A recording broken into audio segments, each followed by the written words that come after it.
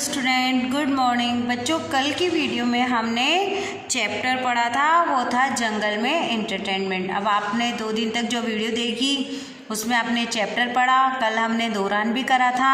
आज इस चैप्टर में आए कठिन शब्द, आगत शब्द और वर्तनी विभिन्न शब्द हम पढ़ेंगे।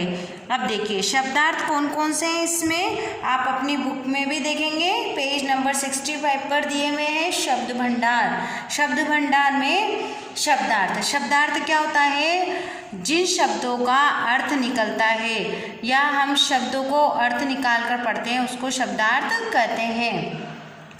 चतुर, अब आपके आया था इसमें एक शब्द है चतुर। अब चतुर यानी क्या होता है? इंग्लिश में बोलते हैं हम उसे क्लेवर और हिंदी में बोलते हैं हम होशियार। चतुर यानी क्या होता है? होशियार यानी कि क्लेवर। चैटिंग, चैटिंग यानी होता है बातचीत। अब ये जो चैटिंग शब्द है बच्चों, ये क्या है? अंग्रेजी का शब्द है। इसको हम अंग्रेजी में बोलते हैं कि हम चैटिंग कर रहे हैं। चैटिंग करना यानी कि बातचीत करना। अब बातचीत कैसे करते हैं आप मोबाइल में व्हाट्सएप के द्वारा चैटिंग करते हैं ना, तो उसको बोलते हैं चैटिंग। दूसरा है तरकीब। तरकीब यानी उपाय। तरकीब यानी क्या है? उपाय। उपाय अब है बोर। बोर यानी ऊबना। बोर यानी क्या है? ऊबना। बोर यानी ऊबना। चस्का, चस्का यानी मजा आना। उसमें आया था ना कि शेर 1-2 दिन आने लगा और उसको चस्का आने लगा, यानी कि मजा आना। समस्या, समस्या यानी प्रॉब्लम, यानी कि कठिनाई। समस्या यानी कठिनाई यानी कि प्रॉब्लम। अब आप देखिए ये आगे शब्द है इसमें इंटरनेट। इंटरनेट शब्द क्या है हमारा? अंग्रेजी का शब्द है। कंप्यूटर क्या है? अंग्रेजी का शब्द है। साइबर कैफे क्या है? अंग्रेजी का शब्द है। और चैटिंग क्या है? अंग्रेजी का शब्द है। तो ये internet, computer, cyber cafe, chatting, ये सब क्या है? हमारे अंग्रेजी के शब्द हैं।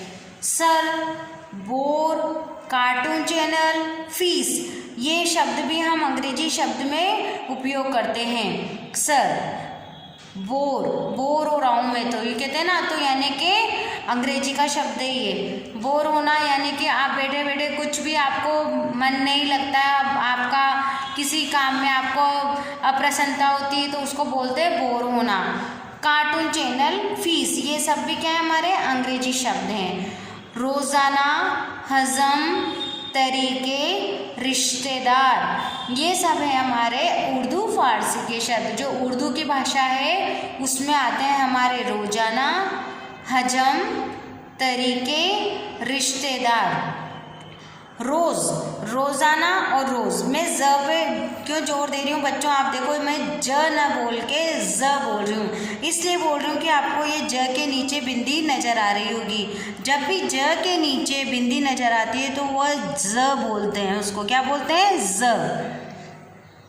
मज़ा, चीज़, तो इस तरीके से ये शब्द हो गए हमारे उर्दू फारसी के।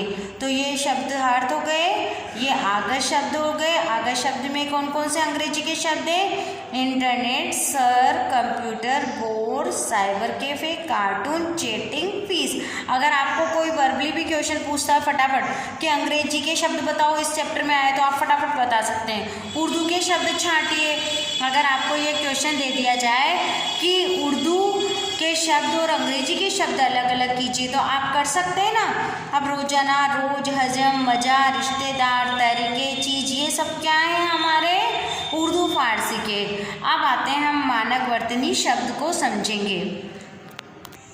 मानक वर्तनी में घमंडी, देखो ये म के ऊपर बिंदी लगी हुई है, यहाँ पर लगाया अण, आधा अण। इंटरनेट, इंटरनेट, यहाँ अण लगा रखा है, यहाँ बिंदी लगा रखी है। संबंध, स में भी बिंदी है, ब में भी बिंदी है, यहाँ पे आधा म है और यहाँ आधा न है। धंधा, यहाँ आधा न है। तो बच्चों जो ये आधा म, आधा ण, आधा न, इन सब शब्दों को अब हम नहीं लिखते हैं। आप सिर्फ और सिर्फ मानक वर्तनी वाले ही शब्द लिखेंगे। किस में लिखेंगे? जब भी आप क्वेश्चन आंसर करेंगे, या आपको कोई निबंध लिखना हो, या आपको कोई भी कुछ भी चीज़ लिखनी हो, तब हम इसी का प्रयोग करेंगे। देखें, घमंडी, जब म के बाद ण लगा है तो वो ण न लगा के म के ऊपर ऊपर बिंदी आ जाएगी। अब बिंदी का थोड़ा सा आपको ध्यान देना है कि बिंदी किन शब्दों के बाद आती है। आप ध्यान से देखो, ध लिखा है यहाँ, उसके बाद न लिखा है, यानी धंधा। तो जो ये आधा न ध के बाद लिखा है तो ये न किस में चेंज हो जाएगा, बिंदी में चेंज हो जाएगा। और ये बिंदी में किसके ऊपर आएगा, आगे वाले ध पे। बंदर, ये देखिए बंदर, ब और द के बीच में आधा न लगा है तो ये आधा न द पे नहीं जाएगा, किस पे जाएगा, ब पे जाएगा। ये ण घ पे जाएगा। ये कंप्यूटर, तो जब भी क के बाद आधा म आया, आधा न आया तो वह बिंदी के रूप में किसके ऊपर जाता है बच्चों, क के ऊपर जाएगा।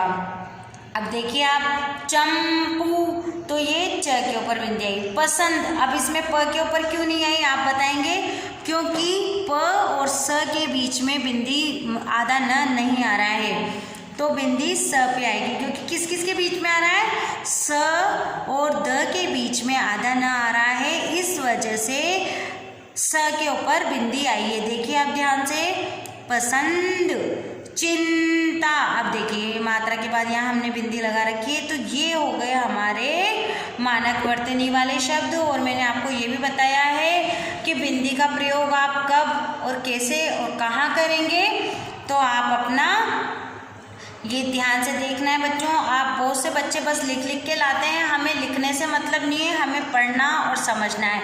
हम थोड़ी चीज़ पढ़ेंगे पर उसे ध्यान से समझेंगे। तो ये हो गया आपका आज का शब्दार्थ, आगत शब्द और वर्तनी शब्द। आप चैप्टर पढ़ेंगे, चैप्टर के बाद इन सबको पढ़ेंगे, समझेंगे और याद भी करेंगे। आप अपना टेस्ट स्वयं भी ले सकते हैं कि इनमें से शब्द छाटने हो। आप सबसे पहले सारे शब्द एक साथ लिख लें और एक तरफ लिख लें अंग्रेजी, एक तरफ उर्दू और उसमें से लिखें। इसी तरीके से आप अपने मम्मा से या पापा से या बड़ी दीदी भैया से कहें कि मुझे क्या लिखा है, डिक्टेशन लिखा है, यानी कि आपको हिंदी में बोलें घमंडी और आपको लिखना रहेगा। इसी तरीके से आपसे शब्दार्थ भी मीनिंग की तरह पूछें, जैसे हम इंग्लिश में मीनिंग लर्न करते हैं उसी तरह से हमें इसको भी लर्न करना है। चतुर यानी होशियार, चैटिंग यानी बातचीत। इस तरीके से आपको हर छोटी से छोटी चीज़ भी याद करनी है, क्योंकि अभी तो आपको काफ़ी टाइम मिल रहा है हर सब्जेक्ट को पढ़ने के लिए और कल हम इसका अभ्यास कार्य करेंगे। Thank you.